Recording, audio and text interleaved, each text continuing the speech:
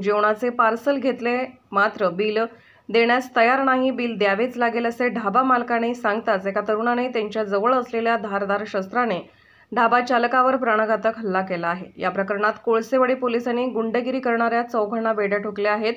जखमी गणेश जोशी यांच्यावर हॉस्पिटलमध्ये उपचार सुरू आहेत।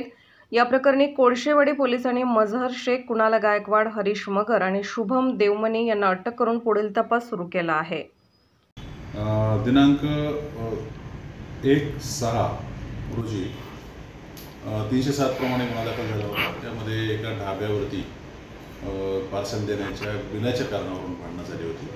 त्यामध्ये सराईत आरोपी मजहर हनीफ शेख आणि त्याच्या साथीदारांनी ढाबा मालकाला मारहाण केली होती। त्यामध्ये 307 प्रमाणे गुन्हा दाखल झाला होता।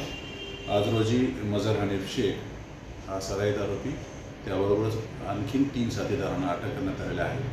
पुढील तपास करीत 3 आरोपी होते त्यांच्यावर काय गुन्हा दाखल असेल? बाकीच्या आरोपींवरती नाही, पण मजहर हनीफ शेख याच्यावरती 5 गुन्हे दाखल आहेत पूर्वीचे। आणि आजही ज्यावेळेस त्याला अटक केलं त्यावेळी त्याच्याकडे एक शस्त्र मिळून आलं, त्याच्याबद्दलचा आर्मॅक्टचा वेगळा गुन्हा दाखल करण्यात आला। त्यांच्यावर IPC काय धारा लावला सर? कलम 307, 504, 506 व 34 असे गुन्ह्याचे कलम लावण्यात आलेले आहे। आणि जो नवीन गुन्हा दाखल झालेला आहे त्याच्यामध्ये 425 आर्मॅक्ट लावण्यात आलेला आहे।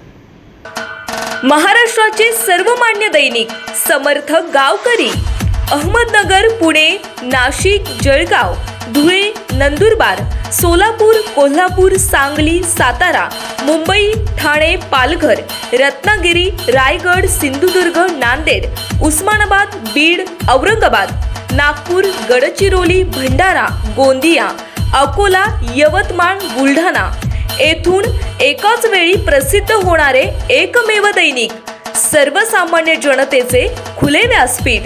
संपादक आहेत विश्वासराव आरोटे। मोबाईल नंबर आहे 9423 38 8508। दुसरा मोबाईल नंबर 9423 46 72 72। तिसरा मोबाईल नंबर 75 88 15 0001। वेबसाईट आहे sgavkari.com। मेल ID आहे aklgavkari@gmail.com।